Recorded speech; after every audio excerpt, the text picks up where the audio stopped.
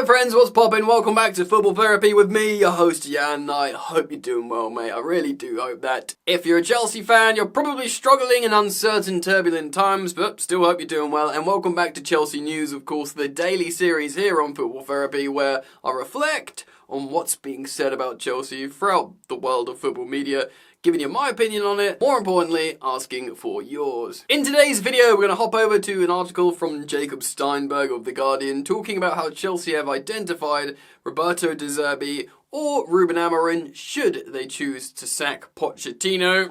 We'll talk about those two managers respectively, and I'll give you my thoughts on the whole situation, as I so often do. There is some interesting stuff in here, so strap yourselves in, get comfortable. I'll thank you for joining me. If you want to support the content, you are most welcome to. Simply drop a like, that's nice of you. And if you like the content, then why not subscribe?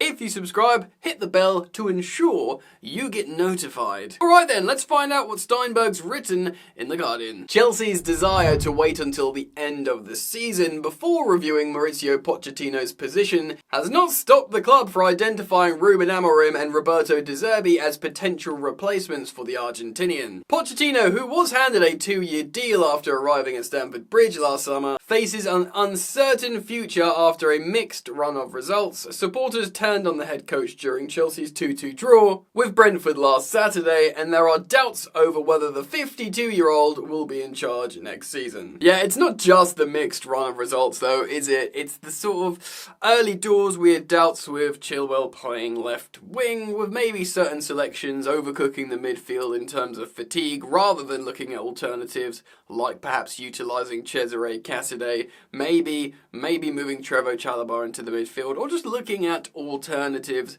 generally. Though the narrative could have been so different had a couple of goals gone in that final against Liverpool, the truth is, if you look at the larger body of work from Chelsea this season, ultimately you look at the league table, and yes, we are in the bottom half of the league table in March. Chelsea, who are in 11th in the Premier League, remain determined not to make any knee-jerk decisions, and key figures within the hierarchy are still supportive of Pochettino. Although results and performances have been inconsistent, there is a view that the side is moving in the right direction under the former Tottenham manager. Pochettino has not lost a youthful dressing room and has had to contend with injuries to influential players all season.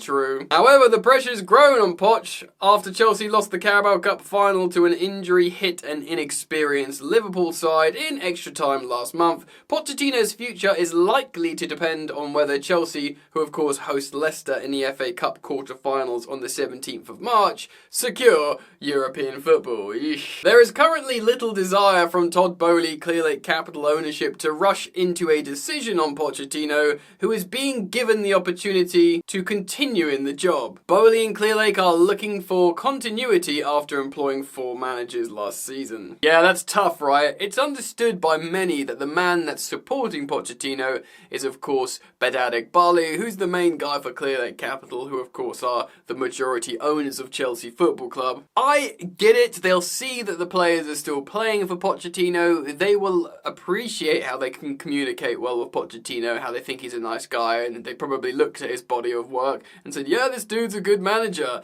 And, they interviewed him for 3 months. They thought they were being really sensible, and maybe they were. I mean, hindsight's 2020.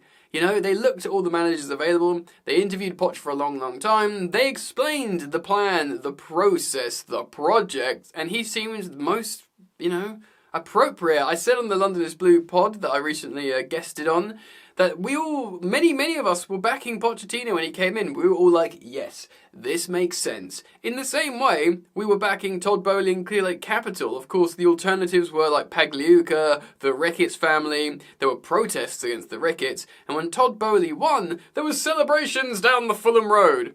Perhaps not literally, but metaphorically. So everyone wanted these owners, and similarly, most people wanted this manager, considering the alternatives. However, Chelsea are taking a long-term view and hope to be ready should they decide to go in a different direction. They are assessing both Amarin, who is impressed at Sporting, and of course De Zerbi, who could leave Brighton at the end of the season. De Zerbi is on Liverpool's shortlist to replace Jurgen Klopp and is of interest to Manchester Manchester United should they sack Erik ten Hag. Liverpool are also looking at Amarin. The 39-year-old led Sporting to the Portuguese title in 2021 and hopes he can help them win the league again this season. Chelsea considered Amarin before appointing Pochettino last year. Any manager who takes the Chelsea job would need to be willing to work beneath the club's sporting structure.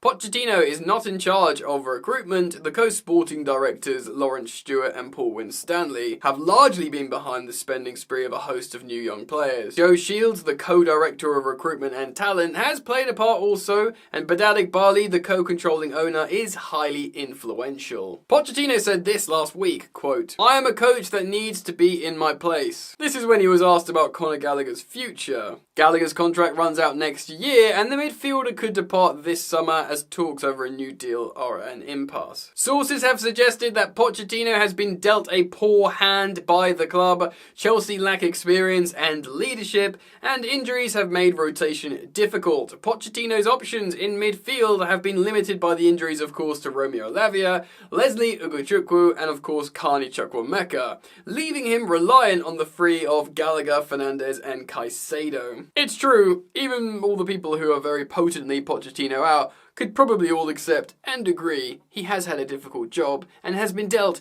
a difficult hand, but of course he hasn't done himself loads of favours at the best of times. Of course, questions have been raised why Chelsea recalled the 21-year-old midfielder Cesare Casadei from his loan at Leicester in January. Having appeared 25 times in all competitions for Leicester, Casadei has played 13 minutes of playing time since returning from the Championship leaders. The Italian was an unused substitute against Brentford, and the fears are that his development could stall. Yeah, frustrating indeed. Chelsea left themselves open to criticism of their strategy. Andre Santos, the 19-year-old Brazilian midfielder, has played 4 games across 2 loan spells at Forest and Strasbourg this season. Chelsea are also looking into their habit of fading after half-time. Under Pochettino, there is a frustration that encouraging first-half performances have not been backed up on enough occasions. Chelsea are of course well one up at half-time against Brentford, but then had to settle for a point in a poor second half. Right, so I do want to talk about Roberto De Zerbi and Ruben Amarin, but first a quick word on Poch. Look man, I kind of agree with Simon Johnson of The Athletic. He said this on the Straight Out of Cobham Athletic podcast, that he kind of feels like he's done now and it's the point of no return. I'm sort of leaning into that as well because it's kind of like a vibe rather than a particular thing happening. I don't think he's going to be sacked this season, while Chelsea remain in the FA Cup and of course have another favourable home draw. I think he's had home draws in every single draw in both the League Cup and FA Cup, which is immensely lucky, especially if you compare that to what Graham Potter had to deal with last season. In the first round of each cup, he had Man City away.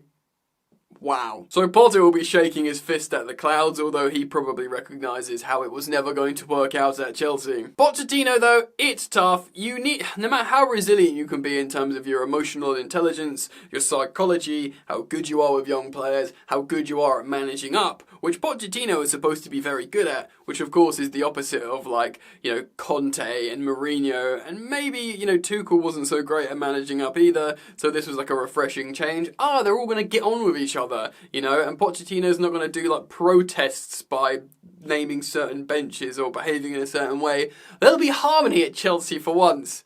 Well, doesn't feel like harmony, and yes, bottom half of the Premier League table. You can use all the data models you want of how Chelsea have generally improved this season. It's a results-based game. I think they were referencing that too on the Straight Out of Cobham podcast. Chelsea stats in every measure are better than last season, and there's a lot more positive moments this season in terms of performances, and just whether it's against Liverpool at Stamford Bridge, or the 2-2 against Arsenal, or beating Spurs 4-1 away, and getting that point at the Etihad against the treble winners. There are good moments for Chelsea this season. Winning a penalty shootout against Newcastle, who are meant to be a Champions League club this season. More good moments, better underlying data, but we're still left in the same place. Something's got to give.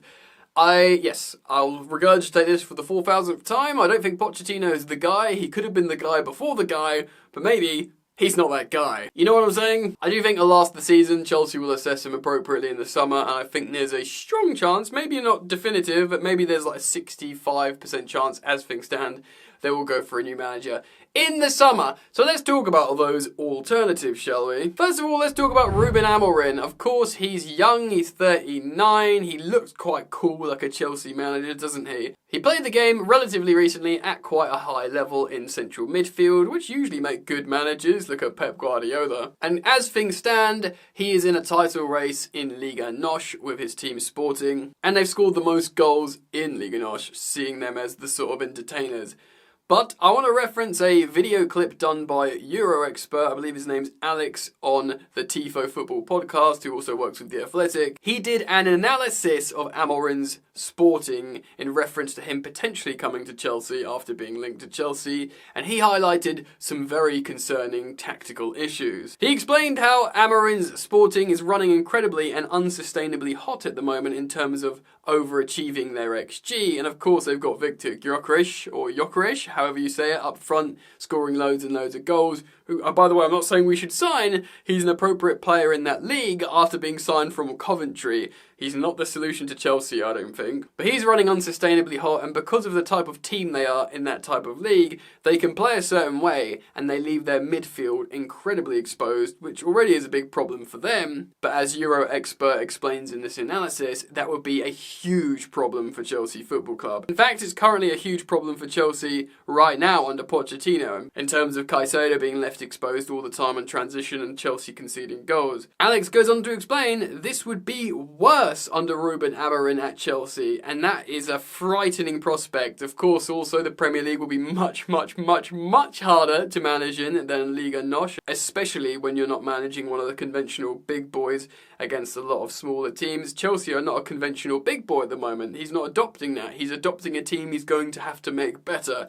So I have massive reservations about Ruben Amarin. I was quite interested generally early doors, but now after these tactical analyses have been brought to my eyes, I have a great deal of concern. So maybe big Ruben to Chelsea. Of course he plays a back three as well, but I have huge reservations there. Of course, the other alternative being referenced in this article by The Guardian is Roberto De Zerbi. Yes, immediately I see and feel and hear you all recoiling at the idea of going back to Brighton and Hove Albion for the 4,000th time to poach someone from their staff. Roberto De Zerbi's a good coach. He said many times that he capitalised off the good work that Graham Potter did at Brighton, but of course he did excellent work to extend on top of that, and Brighton got better, certainly last season, of course qualifying for the Europa League for the first time in their history, which is nothing short of excellent work. But as we've seen before with a Brighton manager coming to Chelsea who'd previously done really well, it's not a given. Exciting teams at like Sassuolo and, Shakhtar for a little bit. And of course you can make the link. He's got a relationship with Mykhailo Mudryk. He likes him. You could certainly see him playing Mudryk if he comes to Chelsea, which might be a small benefit if he can get the best out of that very talented yet very raw player. But personally, thinking about it, giving it time, no. Again, last summer you say to me, all right, Jan, we've got a project, young players, long term, we need someone who's going to, work with the hierarchy. Who do you want? De Zerbi. And bearing in mind that the summer, De Zerbi had done very well. De Zerbi, Amarin, and at that point Amarin had won a league title with Sporting still. Or Pochettino, I would have said Pochettino easily. Of course, now we've had best part of a season with Pochettino, and it's frustrating, and we've had very negative moments. And I do think he hasn't done himself the most of favours in terms of how he's conducted himself.